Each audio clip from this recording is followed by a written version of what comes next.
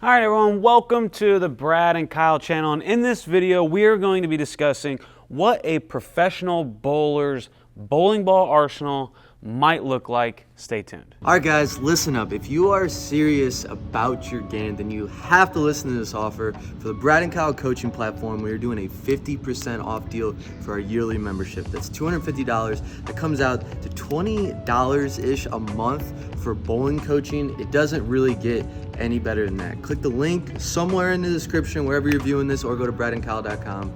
Select the $250 yearly membership. It does not come with a bowling ball, but if you are wanting to improve your game and get serious about it, this is one of the best offers you're gonna find. So we'd love to have you guys. We hope to see you. Bye. All right, so now we're talking arsenal, and arsenal is an interesting topic because I've been around the best bowlers in the world for about 10 years now, and everybody's arsenal is completely different, and to the point where even trying to help, let's say, Kyle out at a professional event can be difficult for me because the bowling balls that I throw and that I choose are not the same bowling balls that he throws and he chooses, and the progressions are different. So in terms of arsenal, it's very, very person specific. So I've got 6 balls laid out here.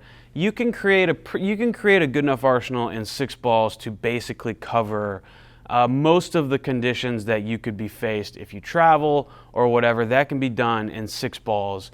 For a professional, if we're going to a tough event or a professional event, we'll probably take 9, 12, and if we have to drill more than that, we have to drill more than that. But we're gonna start with 6, and then I'm gonna give you guys a couple extra balls to add in there at the end. The first ball we're gonna start with is the big, strong daddy that you just need in your arsenal. This is the Supernova. I was a really big fan of the Nova, and if you notice, this one in particular is drilled pin down, and I started drilling my super strong asymmetric bowling balls pinned down because when these balls in particular, they flare a lot. If you look at the website on a bowling ball, or if you look at a bowling ball on the website and you look at the differential, the higher that number means the more flare there is on the ball. Well, these balls, the high dollar, the low RG, meaning they're gonna hook a lot, and then the high diff makes a really strong bowling ball, also with a strong NEX cover. So these are the balls that are gonna roll the earliest, hook the most, and for me, a pin down drilling helps tame that flare. When I drill pin up, that is a high flaring layout for me, and it makes the flare just a little bit too much for me personally on these really strong asymmetric bowling balls. So the first ball out of the bag, generally, you always want to see what a strong asymmetric ball does out of practice, just to see if that's the kind of ball or the shape that you're going to be throwing. The next ball out of the bag is going to be a different ball. This one is asymmetric, meaning the core is different on each side, and it makes it what we call lockup. It overreads the mid lane, and it kind of gives a rollout effect, as you can see in one of the shots. I bucketed, and when that starts happening to these really strong balls, I'll go down to a Zin Soul. Another ball that is somewhat similar, I guess, would be a Phase 2. Fairly rolly, consistent cover. Now this one, since it's symmetrical, instead of it being this lockup, super forward motion, it's going to retain a little bit more energy, except specifically for this ball, it doesn't like to go super far left down the lane. It still stays pretty rolly, similar with the Phase 2. And that's a great ball to go to from this Supernova because it stays rolly. It is different enough in the core to get it to go down the lane a little bit farther, but it still retains a fairly similar shape to this ball if this is the ball that was working previously. So my first ball down would be a Zin Soul. It's just a symmetrical version of a rollier, stronger ball. When I leave this ball, or when I feel like this ball is still a little bit too strong, what I'm looking for is something a little cleaner cover. Now this Phase 5, it's still fairly strong. I would say in terms of strength, it's similar to the Zin Soul, except the cover on it is different. and it's a cleaner cover. And generally, if this one's getting too slow, meaning rolling out, and then this one starts getting too slow and rolling out, then what we need to do is change the cover and go to a cleaner cover, one that skids a little better, pearlized covers or hybrid covers. So the Phase 5 still maintains the strength, but it actually changes the cover, which is going to change the shape. It's going to get down lane a little farther. The next ball out of the bag, I guess from this Phase 5 for me, would be a Night Road. Now the series, this comes out of the High Road series, and they've made so many High Roads. And that ball has been a staple in a lot of people's bags. I mean, the High Road X, the High Road Pearl. I mean, at some point in time, I feel like all Storm professionals have thrown some version of all those balls.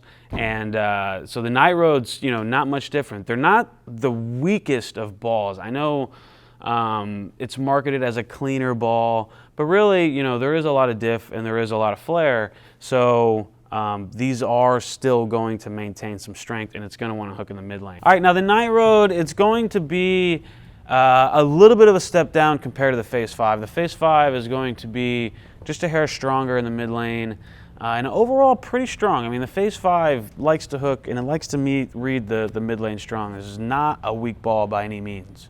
When we go to the Night Road, it is going to be a little cleaner and just a little tamer in the mid lane. It does have an REX cover on it, which is on the Dark Code and a couple other balls.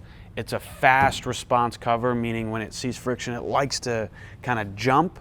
But overall, the Night Road, it seems pretty tame, and it's a nice mixture of a quick cover and a core that does flare a lot, so it maintains a strong roll, but it doesn't seem to either overjump or too weak. It's a nice middle ground ball if the Phase 5 is just hooking a little bit too much. All right, so the next ball, and this ball's been on the market forever, and there's a couple of options that you could put in this place, but I'm going to throw an IQ Tour in there.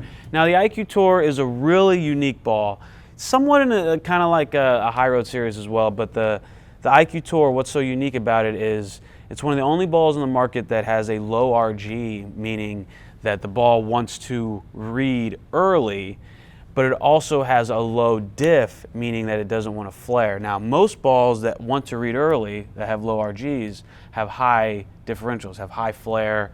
The flare rings spread, they see new parts of the ball. It just helps maintain the hook, helps the ball hook more. When there's low flare, the ball doesn't, the flare rings aren't spread out. It kind of rolls over the same part of the ball. And it tames the ball down a lot. So anytime you see a ball with low flare, generally that's going to be a weaker ball.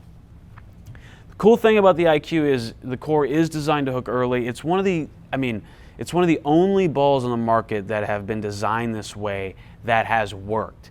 There have been other balls on the market that have been made to try and emulate it, but for some reason the IQ Tour has just maintained, it's been on the market forever, and the players still use it, and I'm still putting it in the bag. This ball is the weakest simply because it just doesn't have any diff. It does want to stay in front of you pretty well because the core does like to hook a little bit, but the fact that there's just no flare in it means that the ball likes to stay in front of you. It doesn't like to jump off of line like what these two balls can. Now, I've seen so many games by so many people thrown with the IQ Tour, so many great memories. There's been a lot of shows made, there's been a lot of tournaments won. There's just a lot of nostalgia with the IQ Tour, and it's pretty awesome that the ball has lasted this long. And then my last one, and I did not get to throw this one because look, we're missing a grip, and I don't have any super glue currently, and the pro shop's not open, but this is the Urethane. Now the Urethane I'm throwing currently is the new Xenu. It's really awesome. It's, they spent a lot of time trying to upgrade the pitch black, and this has a lot of really good stuff that makes it just a little bit stronger than the pitch black. This would also be my spare ball. So when you're putting together a 6-ball arsenal, it's tough to, if you throw a spare ball, well then you would have to have a spare ball and then 5. If you throw a spare ball and you want a urethane, then you're going to have a spare ball, urethane, and then only 4 reactives. So having a 6-ball arsenal can be limiting in a way if there is a spare ball involved. That is why I have eliminated the spare ball, and now I just use my urethane ball as a spare ball, and then if I have to go to the urethane ball for my first shot, then I will just throw that ball for my strike shot and my spare shot. Okay, so this is what a 6-ball arsenal might look like. I would take these 6 balls to a tournament. If I was to improve on this arsenal, there would probably be 2 places I would improve. 1 ball in between the Supernova and the Zen Soul, which would be something along the lines of like an RST2, something pearlized with a cleaner cover, but still has an asymmetric core like the Supernova. I haven't put any asymmetric cores on the other 5. So for me to add an addition, it would be an asymmetric core with a clean cover in between here. And then another ball I would add, and I know the IQ Tour is weak, but there are balls on the market that are meant to be really weak and have no flare. And my favorite series for that is the Hustle series. And the Hustle Ink was like an original ball that a lot of the pros threw when they got really burnt and the oil evaporated away. They threw that Hustle Ink. And since Storm has made several different Hustles, and the most popular one for me would be the Hustle Camo currently. That's my favorite Hustle. Another Hustle that people like is the Hustle Wine. Those balls are just going to be quite a bit overall weaker than any of these balls. And so anytime you go into houses with a lot of hook or friction, wood lanes, something like that, it's really nice to either have some older balls or just some balls that are meant to just flat out not hook, more so like the Hustle series. All right, guys, so that is what a 6-ball arsenal could look like for a professional. Now, these balls that I put together, if you're a great bowler out there or just, you know, someone who understands arsenals, your arsenal is probably going to look a lot different than mine. And that's what makes the game so fascinating, is it's so unique person to person. So I hope you enjoyed that video. If you guys are interested, this is the week of Black Friday, so make sure you guys head on over to bradandkyle.com to check out the deals we have. Check out our social media, Brad and Kyle across all platforms, to see what upcoming deals we have on our coaching membership. And make sure you hit like and subscribe. And I want to thank you guys for watching the video and all the support. We'll see you later.